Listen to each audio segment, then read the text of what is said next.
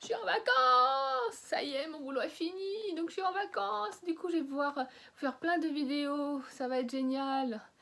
Ça fait du bien d'être en vacances, même si j'aime beaucoup travailler, mais c'est vrai que cette année, je trouve que ça a été épuisant mentalement, physiquement. Franchement, les 2 mois de boulot, là, ça fait du bien quand c'est terminé, hein. Même si faut que je recherche un autre boulot, on va dire qu'on va faire une petite pause, hein. Donc aujourd'hui, on va faire une nouvelle vidéo et dans un nouveau décor, puisque là, on est dans ma chambre avec mes Boys Love encore, et des séries en, en cours de lecture, parce que là, c'est ceux que j'ai lus, mais les séries ne sont pas terminées, ils sont dans la pile à lire, dans une autre bibliothèque. Donc du coup, voilà, vous êtes dans ma chambre avec mes figurines que vous voyez.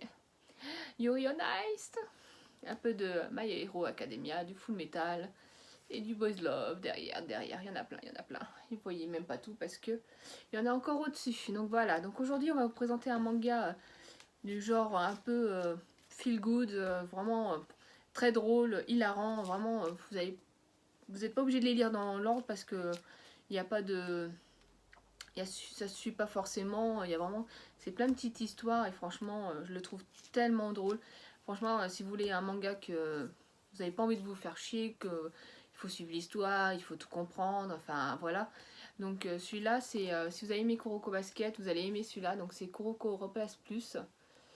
Donc franchement, moi j'ai adoré, franchement j'adore Kuro Basket, ça a été un vrai coup de cœur quand j'ai découvert le manga et franchement j'ai pas pu résister à acheter celui-là. Donc c'est un manga en 10 tomes, donc vous voyez j'ai les 10 tomes, chaque tome coûte 6,79 € et la série est terminée puisqu'il y a 10 tomes et moi j'ai les 10 tomes et franchement j'adore. C'est vraiment le côté un peu décalé parce que dans Kuro Basket on se concentrait vraiment sur le basket alors que là c'est franchement on suit la génération Miracle quand ils sont à Teco, mais pas seulement puisqu'on a les autres joueurs dans leur propre équipe au lycée. Donc ce qui est assez drôle c'est qu'il y a plusieurs histoires sur chaque lycée, chaque membre, chaque équipe avec des petites histoires inédites, des trucs en fait, c'est vraiment la Kuroko Basket, mais du côté du lycéen, avec les festivals d'école, quand ils vont dans une maison hantée, quand par exemple des missions, il faut aller chercher Kuroko parce qu'il a disparu, ou Akashi qui a disparu, et qu'ils cherchent partout pour le trouver.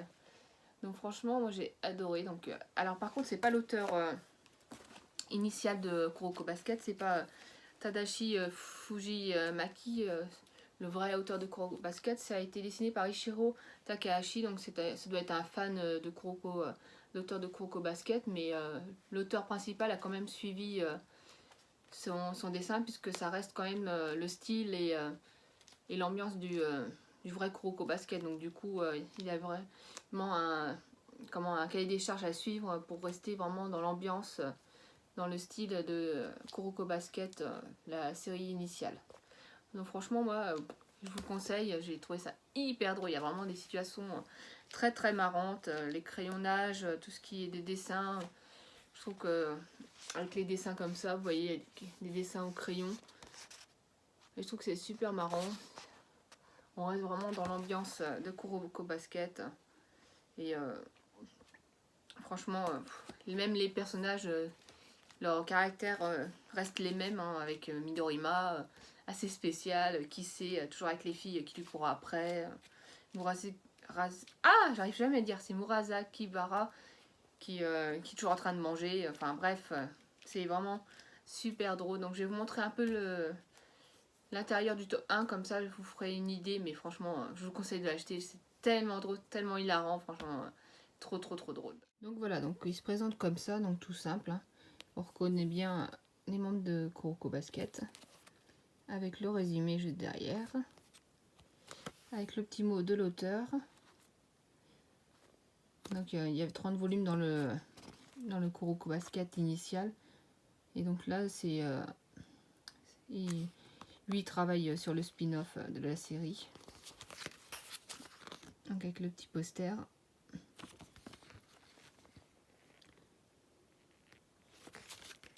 Donc on reste vraiment dans l'ambiance. Là, il présente tous les membres qui seront présents dans ce manga, dans ce tome-là en tout cas. Donc là, on est vraiment à Teco, donc il présente chaque membre de la génération Miracle.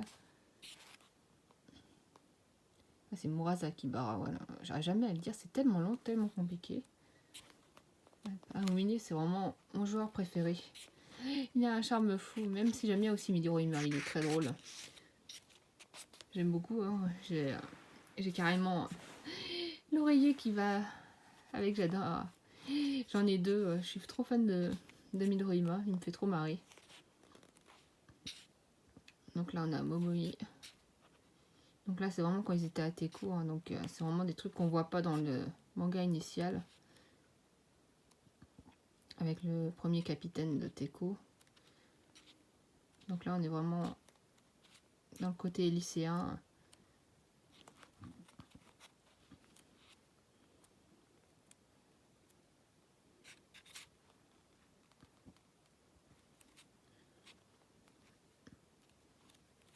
J'aime bien les petits crayonnés, là, les petits bêtisiers qu'ils mettent, c'est très drôle.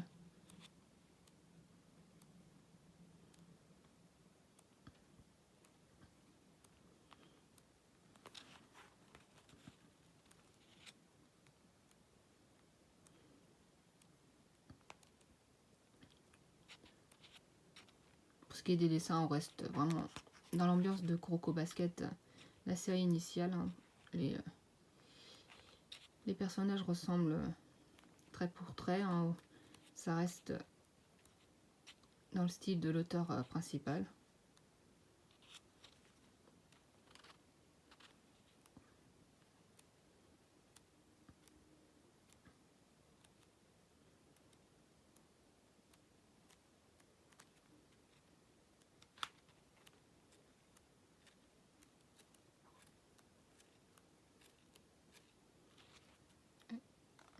Oh, la tête, ah, j'adore, c'est trop marrant.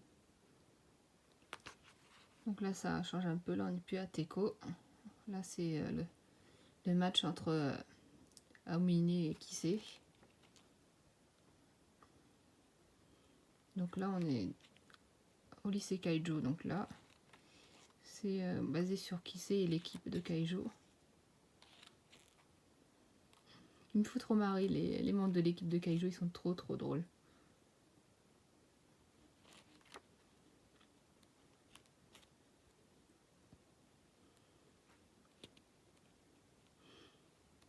Je trouve que c'est bien, c'est centré sur les autres membres du lycée qu'on voit pas forcément à part sur le parquet quand ils jouent au basket. Donc ça fait du bien de les voir un peu en dehors du parquet, au lycée, vivant leur vie de lycéen. Ah, j'adore ce moment, c'est trop marrant.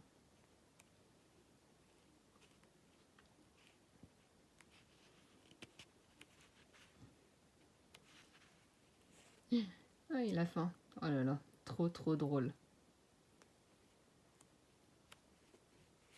Voilà, donc ça c'était pour le tome 1. Donc voilà, je vous ai montré un peu le contenu du tome 1 pour vous spoiler un petit peu le contenu. Donc dans le tome 1, on est vraiment concentré sur au début la génération Miracle à Teco. Donc on vous a présenté un peu tous les membres ainsi que les autres membres qu'on n'a pas forcément vus ou trop vus, comme l'ancien capitaine avant que ça soit Akashi. On a Momoi aussi quand ils sont au jeu d'arcade avec Momoi qui essaie de séduire Kuroko. Donc c'est vraiment très drôle avec la tête de certains membres des fois qui sont dessinés. C'est tellement drôle. Dans la dernière partie, on est sur au lycée avec le lycée Kaijo. Donc là, on a Kisei avec son équipe.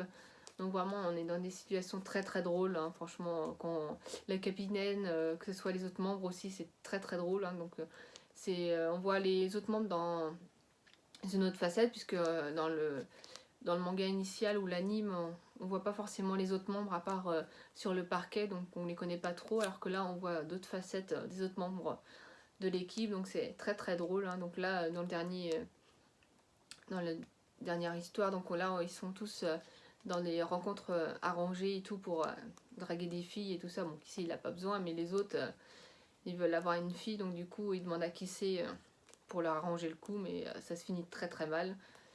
Donc franchement, quand j'adore à la fin, le capitaine dit Nichon. D'accord, ok. il commence à refroidir le truc et ils sont tous barrés.